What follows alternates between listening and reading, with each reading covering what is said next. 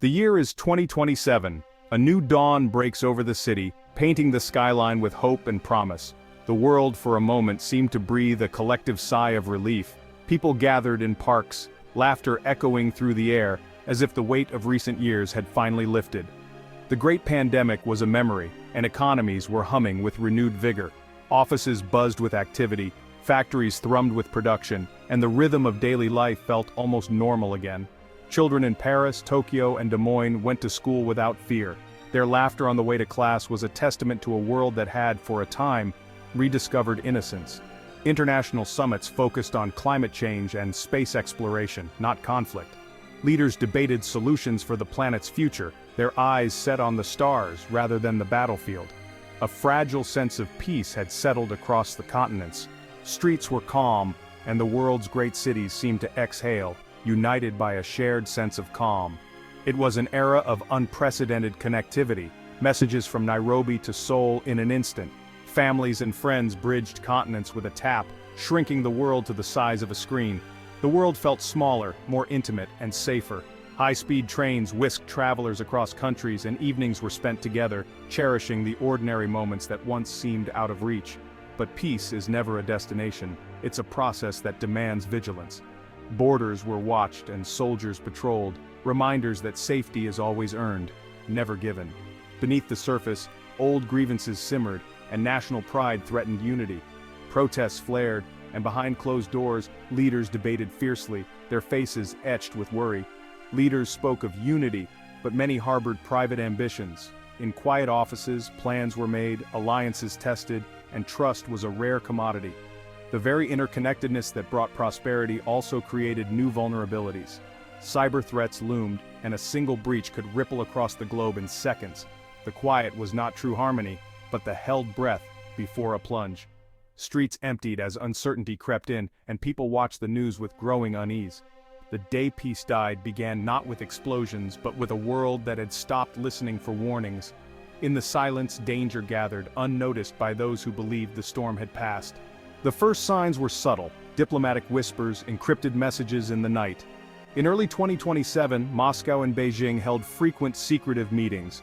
Intelligence analysts noticed these were not trade ministers but generals and spies. A new axis was forming not by ideology but by a shared desire to challenge the world order.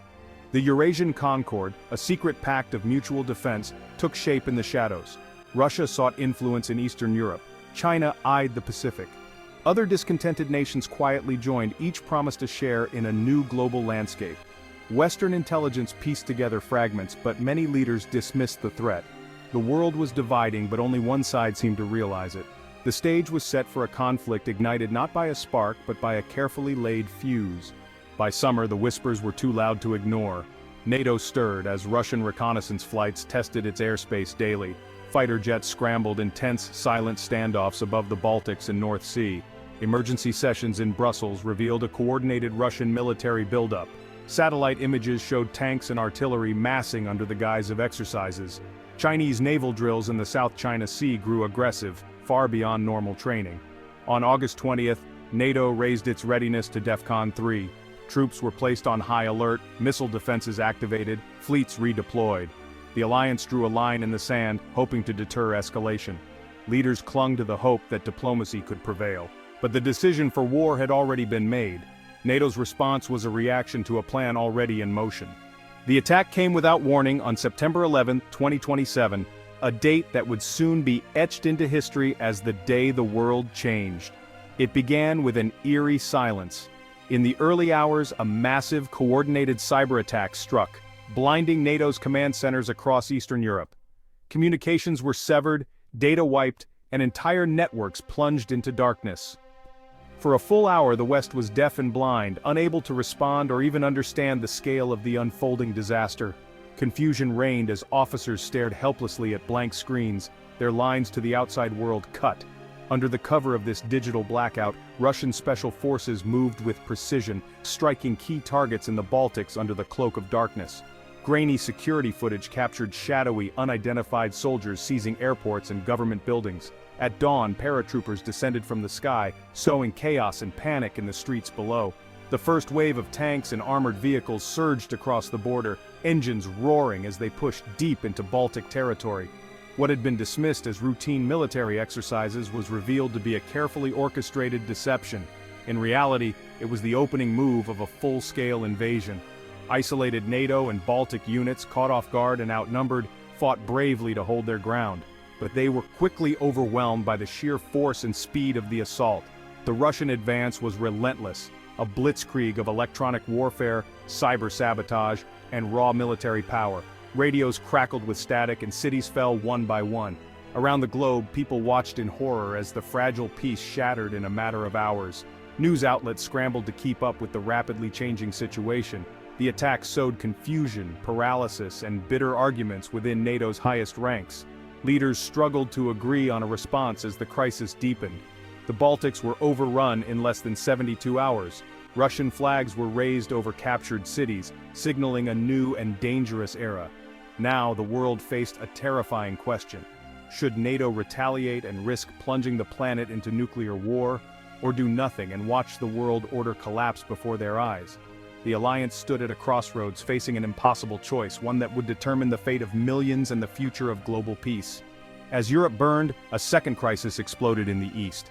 Hours after Russia's invasion, China declared peaceful reunification with Taiwan was over. Missiles rained down, targeting airfields and government centers, the goal to decapitate Taiwan's leadership and cripple resistance. An enormous amphibious invasion force crossed the Taiwan Strait. The PLA Navy and Air Force established a total blockade, daring intervention. The U.S. Pacific Fleet sailed into a gauntlet of missiles and submarines. The UN was paralyzed by vetoes. Japan and South Korea went on high alert. The Eurasian Concord's true purpose was clear, a two-front crisis to overwhelm the West. The post-war order was being systematically dismantled. The two fronts, once separated by continents and oceans, merged into a single, all-consuming global conflict. What began as regional tensions quickly escalated, drawing in nations from every corner of the world. The boundaries between battlefields blurred, and the world found itself teetering on the edge of catastrophe. Russian submarines prowled the depths of the Atlantic, relentlessly hunting NATO convoys. Every crossing became a deadly gamble as supply lines vital to the war effort were targeted with torpedoes and mines. The Atlantic, once a highway of commerce, was now a graveyard for ships and sailors alike. Simultaneously, naval battles erupted in the South China Sea. The U.S. Navy clashed with Chinese forces in desperate attempts to break the blockade strangling Taiwan.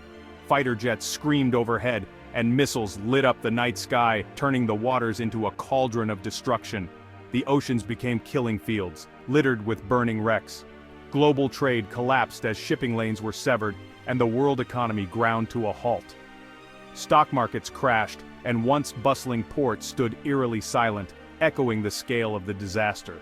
But the war wasn't just fought with bullets and bombs. In cyberspace and outer space, invisible battles raged. Power grids failed, plunging cities into darkness. Satellites were blinded, cutting off communication and navigation.